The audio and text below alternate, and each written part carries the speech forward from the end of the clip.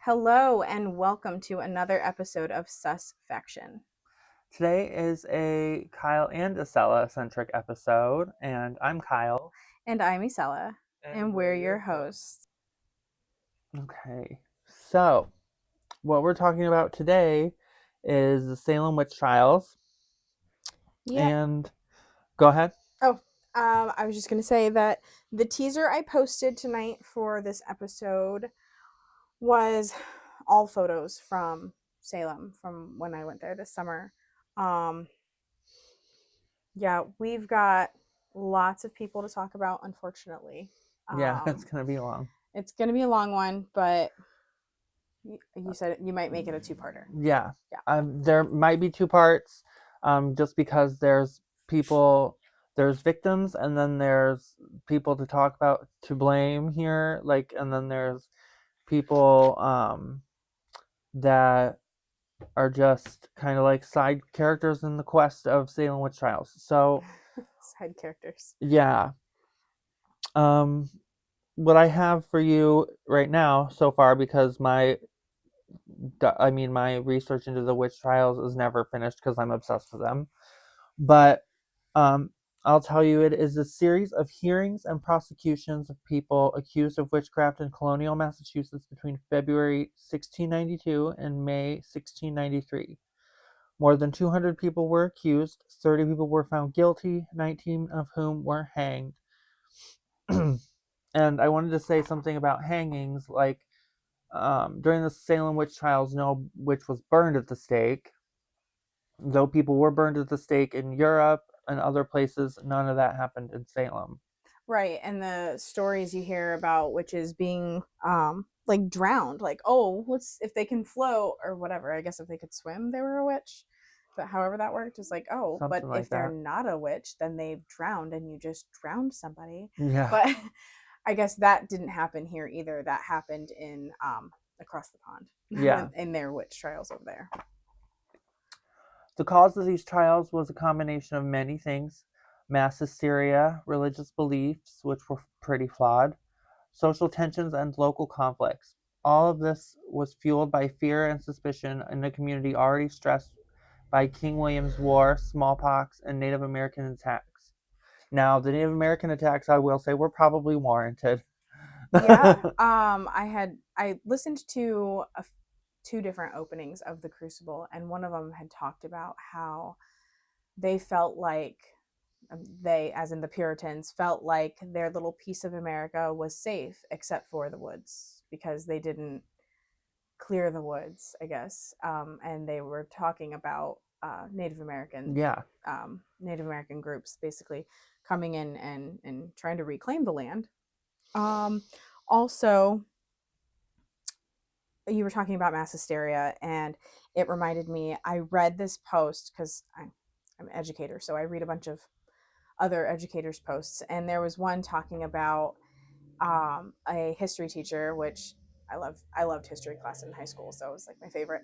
But I guess what he did is he passed out a bunch of tiny pieces of paper to his class, and he told them that most of them said townspeople, but just a few of them said witch. And they needed to form groups. And if they formed a group that had a witch in it, they lose. So they immediately started finger pointing and asking questions and accusing people of being witches, the same way that it happened in Salem. There were no real witches. He ended up, at the end of the class, there were no witch.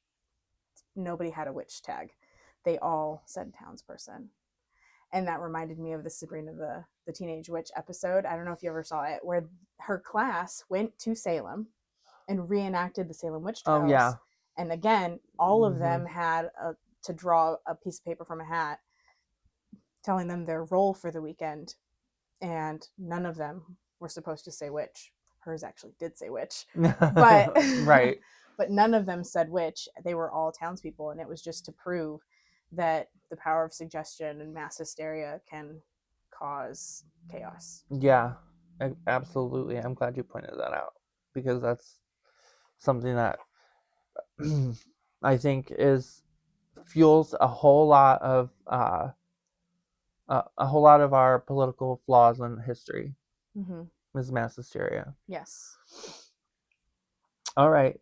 Now, I have a couple of people that I want to talk about.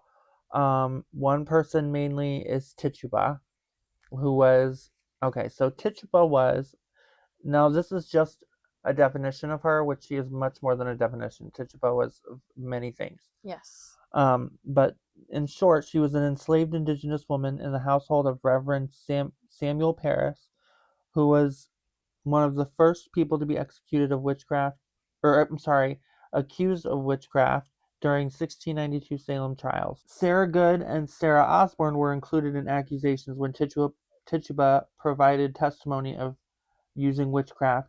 Now she was under immense pressure. Yeah, so I have here that the first accusations were made in February in Salem Village after two girls were sick for quite some time. After much fasting and prayer, as Puritans do, they finally decided to have a physician check the girls out. The physician stated that they were bewitched. So, February 25th, following the directions given to them by their neighbor Mary Sibley, Tituba and John Indian, both enslaved people working in the parish household, prepare a witch cake. This is the act. This is an act at attempted counter magic, which was, although strongly discouraged, still utilized and still relatively common in Puritan New England. The witch cake was to mix the urine from the sick girls with rye meal to make a small cake, and then the cake was then fed to a dog, and it was supposed to harm the witch that was responsible for the affliction. Around the same time, Ann Putnam Jr. and Elizabeth Hubbard also became the next afflicted with a mysterious illness, and they were the ones who um, all pointed at Tituba, and Tituba then, for lack of a better word, fingered Sarah Good and Sarah Osborne as, I guess, co-conspirators. Yeah, I would say so because of all the pressure she was under. Now there's two other girls that began exhibiting strange afflictions, and those were Paris's daughter Betty and his niece Abigail Williams. Okay. They also blamed Tituba, accused her of witchcraft, and confessed to the magistrates. Let's see. Now, I did find that this guy, Thomas Hutchinson, in 1764 wrote about Tituba that he would identify her as Tituba, born circa 1662 to 66. She was documented as enslaved to Samuel. Um, Now, this says Thompson, but Samuel Parris is the minister of Salem, who she was enslaved by. But this says that she was enslaved to Samuel Thompson in Barbados in 1674, brought into the country from New Spain. Later historians taken this to mean the Caribbean or Barbados, allegedly.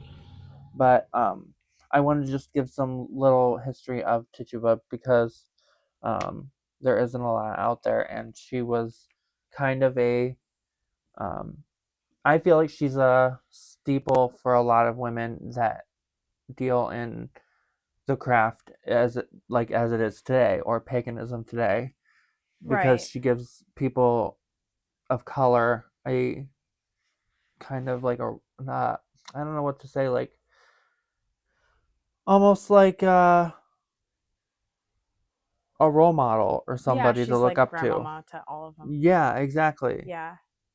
And I think that's cool. And also that she was an indigenous woman. Like, I think I just wanted to state in here, just because of my roots in Native American, the missing and murdered indigenous women, that needs to be, I think, a story we need to tell at some point. Yeah. Just because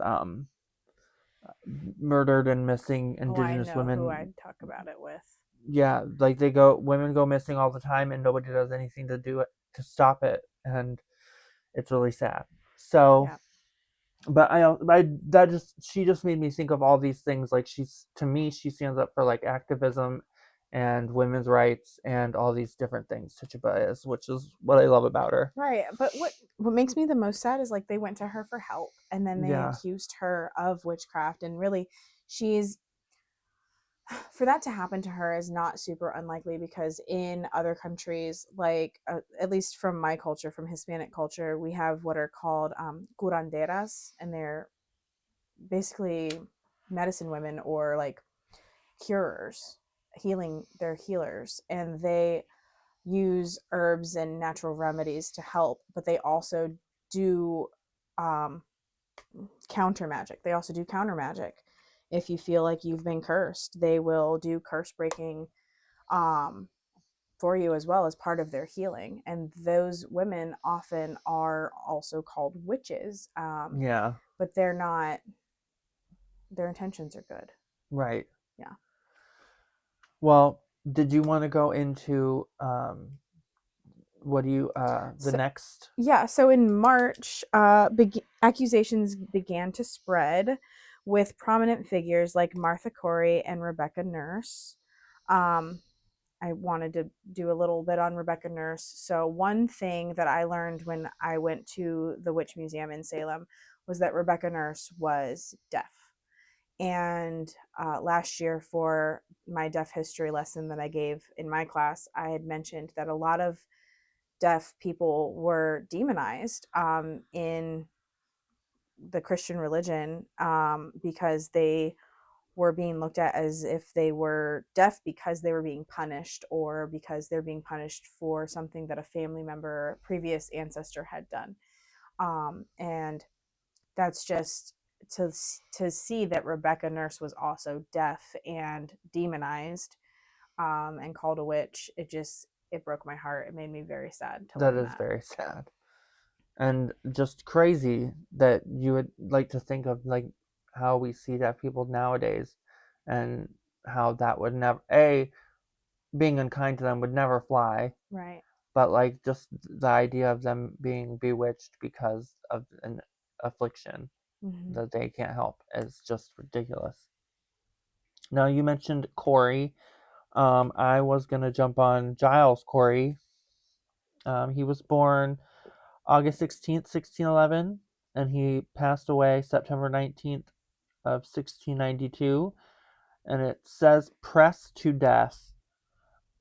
Giles refused to enter a plea of guilty or not guilty and was subject to torture in the form of peine forte et dure, which I don't know if I said that right at all. But it means essentially being crushed to death, dying after 3 days of being crushed. Because he refused to enter the plea, his estate went to his sons instead of being seized by the colonial government, which I thought that was cool. That he kept saying more weight, like he was essentially Giles Corey was. Um, they put a board or a door on his body, and then added rocks atop the door, and then kept adding more and more and more, and he was egging them on to add more weight. Yeah. Yeah. And Martha Corey, that was his wife. So he really didn't want uh his lands and holdings and everything to be taken away from his children. Yeah. So if he had entered a guilty plea, they would have lost everything. His entire family, Right. his ancestors, and everything, every his descendants coming after him wouldn't have had anything. So Giles Corey continued to just allow them to crush him to death so that his family wouldn't lose everything. Right. Now, are there any more afflicted that you want to talk about? Nope. Okay. I wanted to mention some kind of scary stories um, of the Salem town itself. And there was one about Sheriff George Corwin, who was called the Strangler. He oversaw the imprisonment, torture, and execution of many accused during the witch trials. His methods were brutal, and he was feared throughout Salem. After his sudden death, Corwin's body was buried in the basement to protect it from any angry townsfolk. The Joshua Ward house built atop his original home is said to be haunted by his vengeful spirit. Guests have claimed to feel sensation of being poked or choked or touched by invisible hands. Unexpected scratches, bruises, and cold spots are commonly reported in this house. Oh. So, I wanted to just add something spooky since it is spooky season. Yeah. And then the judge, I'm not going to go into the whole story about the judge, but Judge Jonathan Corwin was the judge who presided over many of the witch trials and was a key figure in the court that condemned many to death. And his house is the one that you'll see pictured in the reel posted for this episode. I did get to see the outside of that house, and I don't know if you'll notice it in the reel, but I had a close-up picture of one of the windows because it looked like there was someone moving inside. Ooh. So I That's wanted not to creepy or I got close anything. up to see if I could see anything, but by the time I looked at the photo, I didn't see anything. That's crazy. Okay, so I have a list of the 19 witches of Salem. The first to be hanged was Bridget Bishop. Then we have Rebecca Nurse, Sarah Good, another one of the first to be hanged. We have Elizabeth Howe, Susanna Martin, and Sarah Wilds. They were all hanged on July 19th, 1692. Mm-hmm. George Burroughs, John Willard, George Jacobs Sr., Martha Carrier, she was known for her strong opinions and harsh words, John Proctor, Martha Corey, Mary Eastie, Mary Parker, Alice Parker, Anne Pudetor, Milmot Red, Margaret Scott, Samuel Mordell, and then Giles Corey as he was pressed to death. Yeah. So August 13th, you mentioned Elizabeth Proctor. It was John and Elizabeth were both hanged, and Elizabeth was pregnant. That's awful. I'm sorry. Let me correct myself. John was hanged. Elizabeth was convicted but not hanged because she was pregnant. But she died in prison pregnant. Yeah, there was a newborn. I read about the newborn that died in prison. Yeah, they both died in prison, her and the baby. Youngest death in Salem Witch Trials. I think she's one of the stones that I have pictured as well. I think it says Blessed Child on it. Oh. And then I think the youngest to be accused was 5 years old. Not convicted, though. Okay. But do you have anything else you want to add? About Giles Corey is that that death date, that September 19th, is when they do a lot of memorials and stuff in Salem. That's when 11 people, including Giles Corey, were all hanged in that September month. That was the largest number all at the same time on the same date. Oh yeah. Mm-hmm. Yep. And then I have some stuff about Salem after the aftermath, all from the Witch Museum, which we'll get to, I'm sure, eventually. Okay. Well, that we can, if you want to wrap up this first part. Well, again, thank you for listening. Be sure to come back for another episode. We post every week on Thursday at 6 p.m. Eastern Standard Time. Remember, trust no one, question everything. And if you want to ever send us your own spooky stories for us to read on the podcast, you can reach us at susfactionpod@outlook.com. Again, that is susfactionpod@outlook.com. And we do have an Instagram. Our Instagram is @susfactionpod, and you can find us on Spotify at Susfaction or YouTube at Susfaction as well. The entire month of December is going to be cryptids for Christmas. So if you have any personal encounters with any cryptids, especially in Appalachia, you can send them to us. We would love to feature your stories on those episodes. Absolutely. For sure. Well, thank you guys so much.